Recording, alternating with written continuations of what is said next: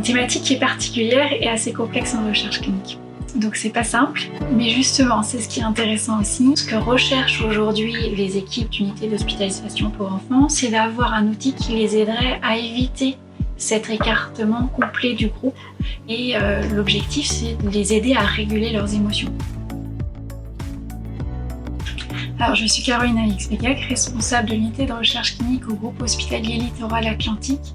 Alors, la pédiatrie, c'est une thématique à part entière. En termes de réglementation de la recherche clinique, elle est particulière puisque ce sont des personnes protégées. Donc, toute étude clinique qui peut se faire sur d'autres personnes que les enfants donc ne seront pas autorisées à être mises en place chez les enfants. Elles doivent d'abord se faire chez les adultes avant de se faire chez les enfants. Aujourd'hui, on se dit que ça manque en fin de compte les études auprès des enfants puisque justement c'est complexe au niveau réglementaire.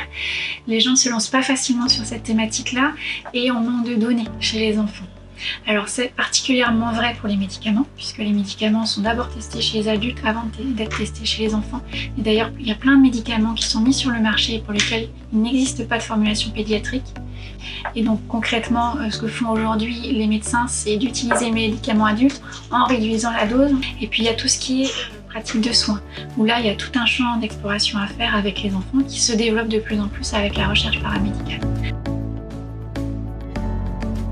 Alors l'étude ESSEIN, elle a été mise en place dans les services de pédopsychiatrie de La Rochelle. Elle était à l'initiative d'une rencontre entre Rémi Ramadour, le directeur de la société Hulot, et Nordine Penmabrouk, le cadre supérieur de santé de pédopsychiatrie. Rémi Ramadour lui a présenté le dispositif Garden et Nordine Penmabrouk a tout de suite vu une opportunité d'avoir une solution alternative sur la prise en charge des enfants qui ont des troubles du comportement et qui partent en crise. Cette étude a été soumise au comité de protection des personnes et on a reçu un avis favorable. Et après cet avis favorable a été mis en place dans les unités d'hospitalisation pour enfants. Il y a 9 unités d'hospitalisation pour enfants à l'hôpital de La Rochelle. Et dans ces 9 unités, 3 bénéficient du dispositif et 6 correspondent finalement au bras contrôle, c'est-à-dire qu'elles n'ont pas de dispositif.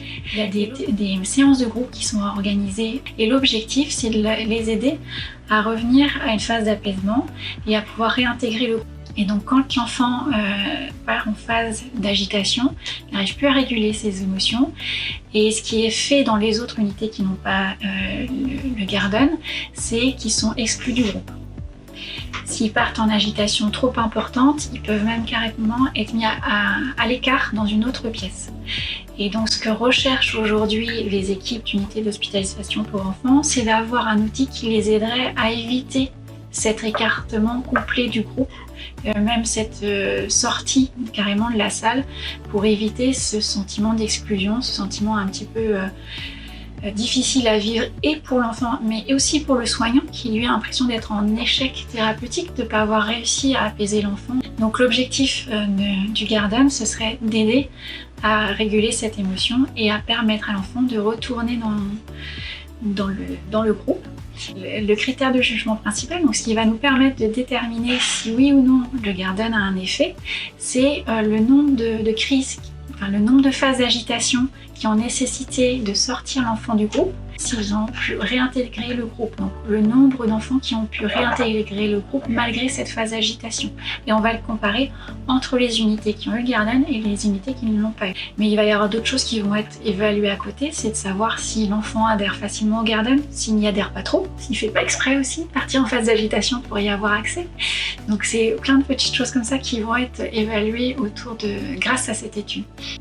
L'étude avec Hulot et le Garden et d'autres études qui sont menées en collaboration avec les startups du territoire sont à l'origine d'un projet de plus grande envergure, avec une ambition plus grande, qui est de développer vraiment et d'accélérer tout ce qui est innovation pédiatrique au niveau de la Nouvelle-Aquitaine. On voudrait vraiment travailler sur ces parties-là parce qu'il y a beaucoup de choses qui existent déjà pour les enfants.